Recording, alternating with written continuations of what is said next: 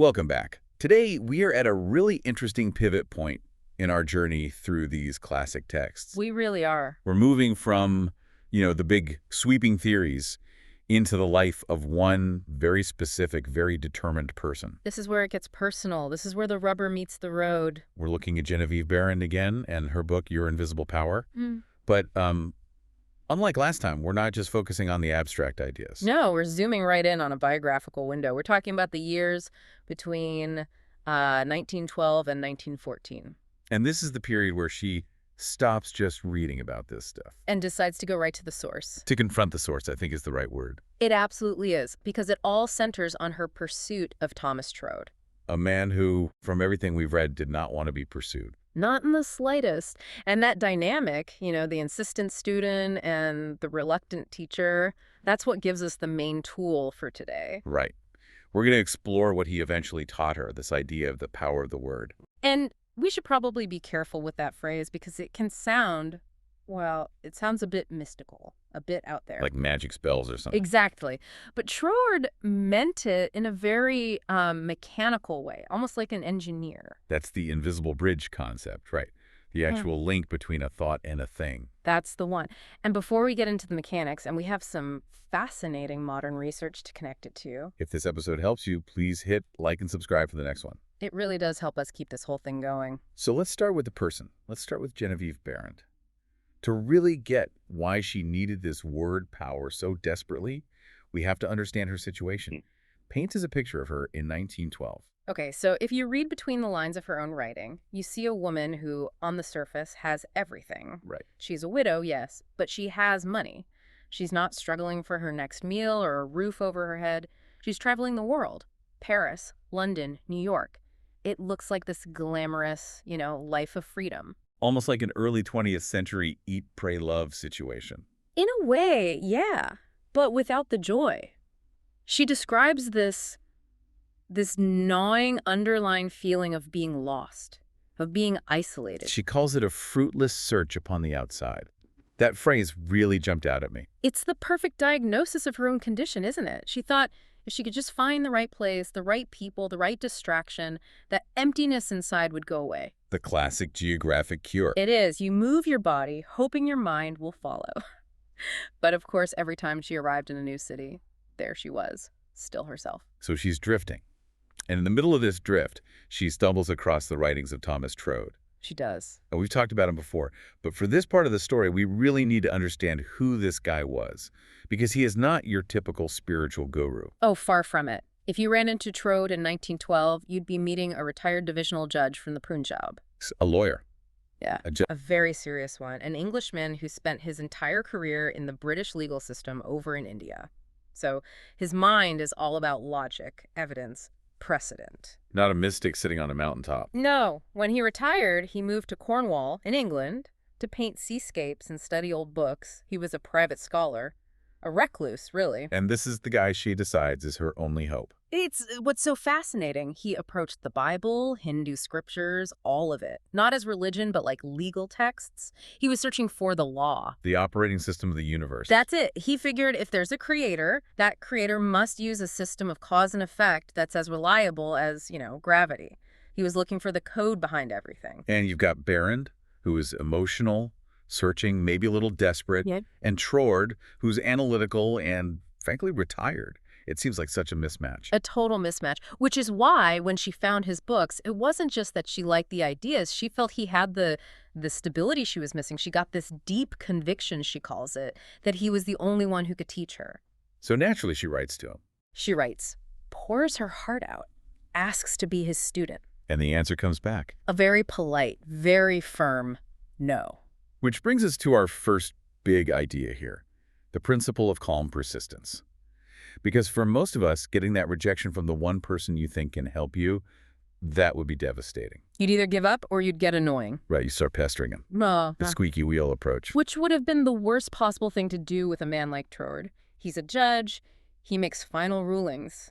If she'd sent 10 more pleading letters, he'd have probably just used them for kindling. So what'd she do instead? This is the genius of it. She realized she wasn't ready. That's a huge moment of self-awareness. She understood that his no meant there was nothing in her for his teaching to hook into yet. She was on the frequency of desperation, and he was on the frequency of, like, metaphysical logic. So she had to bridge the gap herself. Before she could ever approach him again, she had to do the homework.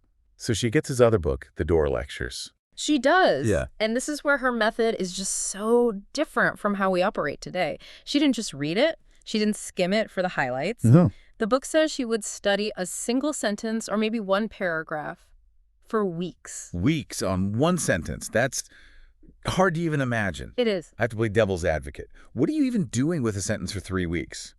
You've memorized it in an hour? You know what the words mean? What happens in week 2? That's the key question, isn't it? In our world, we confuse seeing information with knowing it. We scroll, we read the headline, we think, okay, got it. Right. Behrend was doing what Troward called entering the spirit of the word. Entering the spirit. Yeah. Think of it like a concert pianist learning a new piece. You can learn the notes in a day. But to really play it, to get the emotion and the nuance, to enter the spirit of the music, that takes just living with it, soaking in it. So she wasn't just trying to understand his ideas. She was trying to reshape her own mind to think like him. Precisely. She was building the mental framework. She was becoming the kind of person who could be his student, even though he'd already rejected her. This goes on for a while, and then she makes this, I mean, it's a terrifying decision. She decides to go to England. The show up anyway principle. Right. But let's be real about this. It's 1914. Yeah. You don't just book a flight on your phone. This is a long, expensive sea voyage. And she's going to a tiny town in Cornwall. To see a man who has already told her in writing to leave him alone. It sounds delusional. It borders on stalking, doesn't it? From the outside, it looks completely delusional. But from her inner perspective, and this is the whole point, she wasn't acting on a desperate whim anymore. Okay. She was acting on inner certainty. During those months of study, something had shifted inside her. She just knew she was his student. The external fact of his rejection letter became less real to her than the internal fact of her preparation. That's a tricky line to walk, though. How do you know if it's inner certainty or if you're just refusing to accept reality? I think the difference is the emotional state. And for her, it was calm. She wasn't frantic. She wasn't planning to force him. She just calmly moved herself into his physical orbit, trusting that if the inner work was done, the outer door would have to open. So she gets to Cornwall. Yeah. She somehow manages to get in the room with him. She gets the audience, and this is where the whole story turns. Picture it. She's sitting there with this stiff, formal, retired English judge. He's probably looking at her over the top of his spectacles, very skeptical. And the meeting is not going well. Not at all. He's just repeating his position. He's too old, he's busy, he doesn't take pupils. End of story. And she's sitting there, feeling that door just closing in her face. But she doesn't get up and leave. She doesn't, and this is where the cat comes in. The famous cat. The enormous Persian cat, as she describes him. His name was Jack. Now, you have to wonder if this is a little bit embellished for the story. It feels very cinematic. It does, but she recounts it so vividly in her memoir. So while Troward is basically telling her to go away, this big, aloof Persian cat strolls into the room, a cat that, according to Troward, didn't like anyone. And Jack walks right over to Genevieve Behrend and, without any hesitation, jumps up into her lap. Ow. Troward is visibly stunned. He actually says, "Get down, Jack," thinking the cat is bothering his guest. But the cat just curls up and starts to purr. And in that moment, the entire energy of the room just shifts. So he changes his mind because of a cat. It sounds so simple, but we have to look at it through Troward's eyes. This is a man who looks for evidence of underlying law in everything. Okay. And animals are incredibly sensitive to vibration, to our inner state. They can sense a person's heart rate, their anxiety. So if Behrend had been sitting there full of fear and desperation, The cat wouldn't have gone near her. Animals avoid that chaotic energy. They avoid hurry and fear. The fact that this cat felt safe enough to fall asleep in her lap was physical proof for Troward. proof of her inner work. Exactly. All those weeks, studying the sentences, entering the spirit, it had actually calmed her nervous system. Yeah. It had created an ordered, peaceful inner state. And the cat was the objective evidence. Troward saw that and basically thought, oh, she's done the work. She's ready. The cat was the validation that the invisible bridge she'd been building was actually real. That's it. And that's when he finally agreed to teach her. But, and this is our pivot into the next part, he didn't teach her about charming cats. He taught her the mechanics of creating that inner order. He taught her about the word. Okay, let's go there, because the power of the word is the heart of this. Right? But as you said, we need to strip away the magical thinking. When Troward says word, what does he actually mean? He means directive power. Directive power. Yeah, think of your mind, especially the subconscious part, as this enormous, powerful engine. It has Yeah. unlimited energy. It runs your body, holds your memories, feels your emotions. But it's blind. Completely blind. It has no direction of its own. It's like the engine room of a ship. It will just create whatever reality it's told to create. And the word is the command from the captain on the bridge. It's the specific instruction, the destination you type into the GPS. Troward's phrase is that a word creates a definite center, a nucleus. Without it, the mind is just this chaotic sea reacting to the news, the weather, what someone said to you an hour ago. The word is you stepping in and saying, no, stop, we are going this way. And we're not necessarily talking about a spoken word, like an incantation. No, it's a definitive conscious choice, a focused thought and intention. This lines up so perfectly with the modern research on implementation intentions. It really does.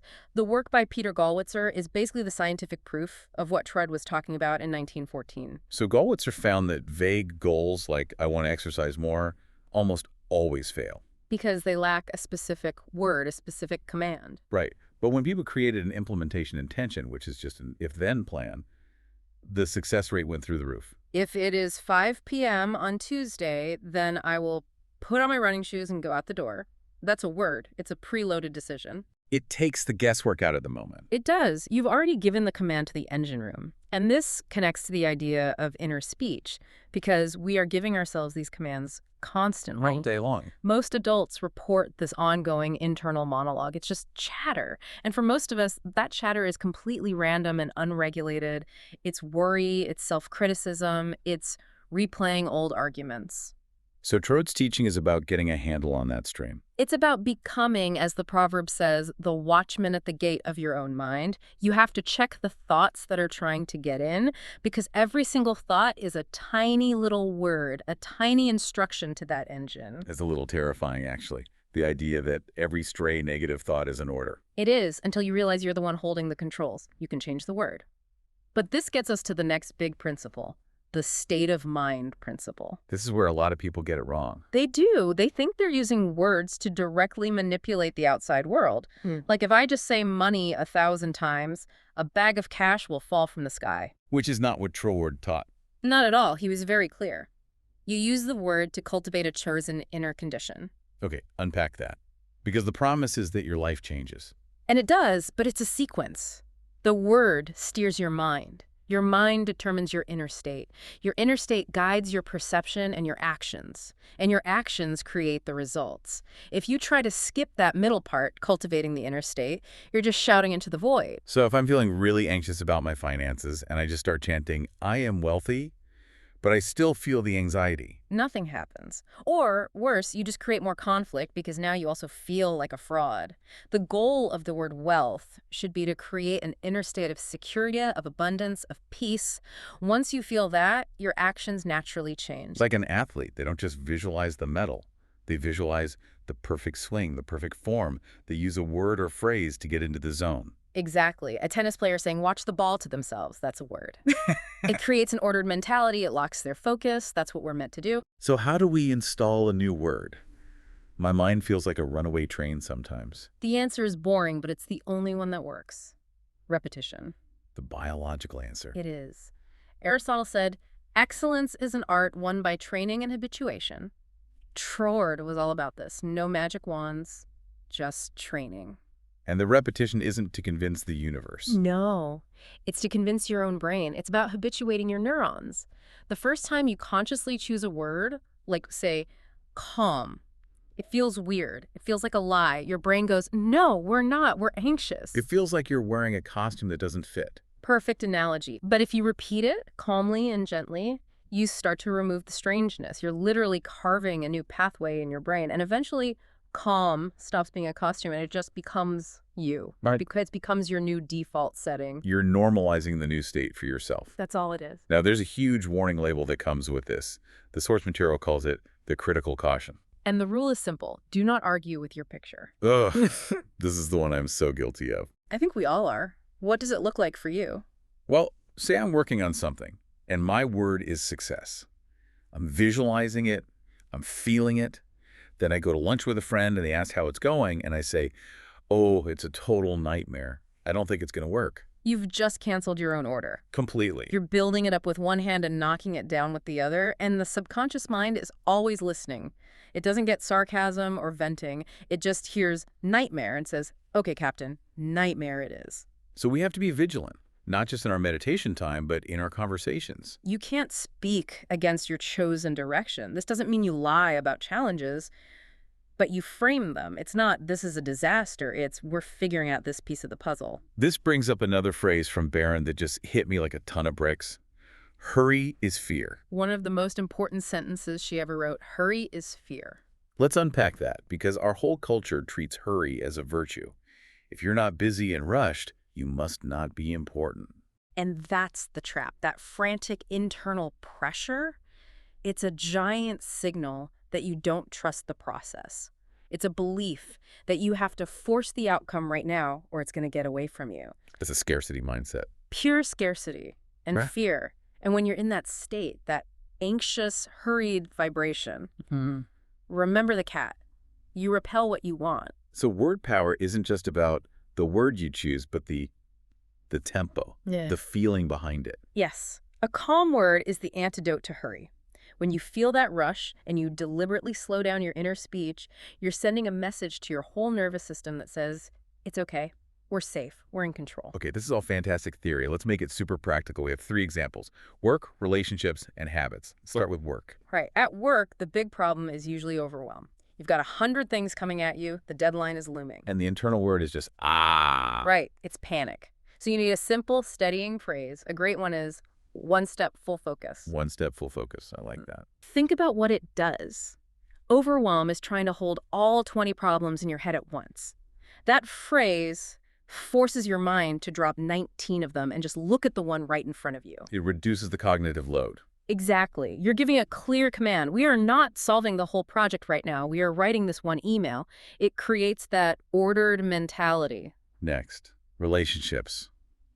This is where it gets messy. The problem here is usually reactive language. Somebody says something, it pushes one of your buttons, and an automatic defensive response just flies out of your mouth. And you can't take it back. Once it's out, it's out. So the fix here is a pre-planned response, an implementation intention for your conversations. You decide ahead of time. When I feel that defensive spark, I will say, What's a good one? it could be something simple like, let me think about that. Or even better, an identity statement you say to yourself like, I am a thoughtful responder. I am a thoughtful responder. Yes. Because that reminds you of the person you've decided to be. It overrides the temporary emotional flare-up with your chosen identity. It creates just enough of a pause for you to choose instead of just reacting. And the third one, habits. This is all about the motivation dip. We all know it. You're doing great for a few weeks, and then one day you just don't feel like it. The fix is identity language. So give us a contrast. Weak language versus strong language. Weak language. I'm trying to eat better. Trying. That word is a killer. It is. Trying presupposes failure. It gives you an out from the very beginning. So, strong language. I am a person who eats healthy food. Even when you're looking right at a donut. Especially then, you affirm the identity. Because if you really start to believe I am a healthy person, then eating the donut creates a conflict in your brain. It's called cognitive dissonance. And the mind hates that feeling. Eventually, your behavior has to align with your identity to resolve the conflict. So you're not fighting a battle of willpower against the donut. You're just reinforcing an identity that makes the donut irrelevant. You've got it. You're just steering the ship toward Health Island, and eventually you don't even see Donut Island on the map anymore. I love that. Yeah. Okay, I think we should do this. Let's do the guided exercise you prepared. The word to state reset. Sounds good. And this is something you can do right now, listening to this. You don't have to close your eyes or be anywhere special. All right, lead the way. Okay. Step first. Just choose one single word that names the state you'd like to feel right now. Maybe it's calm, clarity, courage, patience, order. Just pick one that resonates. I'm going with clarity. Perfect. Step next. Say that word silently to yourself, but really say it with your inner voice. And as you breathe out, just let that word drop into your mind, like a pebble into a still pond. Clarity. Step next. Let it become normal. This isn't a wish. You're not asking for clarity. You are applying that label to this present moment. You're claiming it. This is a moment of clarity. Okay, yeah. That feels different, more solid. Good. Step next. Choose one tiny aligned action. If your word is clarity, maybe you just take a sip of water, or you look out the window and really see the sky for a second. One small physical thing that proves the word is true. I just closed the extra tabs on my computer. Perfect. That's a physical act of creating clarity. And step forward. Finally, identify and get rid of one phrase you say that contradicts this new word. Oof. The hard part. If your word is clarity, you have to stop saying, I'm so confused, or I don't know what's going on. You have to delete the old programming. You have to. Just stop saying it. Replace it with your new word, or just replace it with silence. That's a really powerful sequence. It takes, what, 30 seconds? Less, but if you do it a few times a day, you can actually change your whole baseline state. Okay, before we wrap this all up, let's talk about the common mistakes. Yeah. Because people are going to try this and run into problems. Absolutely. Mistake number 1, forcing the feeling. This is the white-knuckle approach, right? Yeah. Gritting your teeth and trying to make yourself feel calm. Yes. And it never works. Behrend's advice is to relax. Let the word do the work of steering. If you feel like you're straining, you're back in fear. Let's dig 2. Inconsistency. We call it the Sunday Christian effect. You're really positive and focused for your 10-minute morning routine, and then you spend the rest of the day complaining and worrying. The watchman goes on a coffee break. Exactly. You have to be on duty all day. Mistake 3. This one involves other people. It does. It's discussing your new direction with negative or skeptical people. Troward and Behrend both said that silence is power. When you take your new, fragile idea, your word, and you expose it to someone's doubt, it can kill it before it even has a chance. You have to keep the power contained. Let it build up inside until it's strong enough to manifest. Don't keep opening the oven door to check on the cake. Which leads right into mistake 4, checking the roots. The Stoic philosopher Epictetus warned about this ages ago. Nothing great is created suddenly. If you plant a seed, you trust the process. You don't dig it up every day to see if it's sprouting. But we do that with our goals. We set an intention, and 5 minutes later we're looking for the result and getting discouraged when it isn't there. And that looking is actually a broadcast of doubt. You have to trust the gestation period. And the final one, mistake 5, brings us full circle. Allowing hurry to enter your speech and your mind, as soon as you feel that frantic rush, you have to recognize it for what it is. It's fear. It's fear. And the antidote is to deliberately slow down. Calm is the ultimate power. It really is. This has been huge. Let's do a quick recap of the biggest takeaways. Let's do it. First, Troward's core idea. An ordered mind creates an ordered life. Second, true persistence, the kind Behrend showed, requires inner preparation, not outer nagging. Third, words are tools. They are the rudder you use to steer your attention and your expectation. Fourth, you must not speak against your own vision. Don't argue with your picture. Fifth, repetition isn't magic, it's training. It's how you make a new state feel normal. Sixth, hurry is a form of fear, and calm speech is the antidote. And finally, seventh, real power comes from assuming the state you desire before you have any external proof. Like Behrend assuming she was Troward's student, and then the cat came along and proved her right. That's the perfect summary. So next time, we were going even deeper into this. We're talking about increased faith and the reward of increased faith. We're going to get into how you expand the very container of what you believe is possible for yourself. Because a lot of the time, the problem isn't that we can't get what we want. It's that we're not asking for nearly enough. I can't wait for that discussion. This has been incredible. Thanks for being here. If you want the full series, check the playlist, and please like and subscribe so you don't miss the next episode.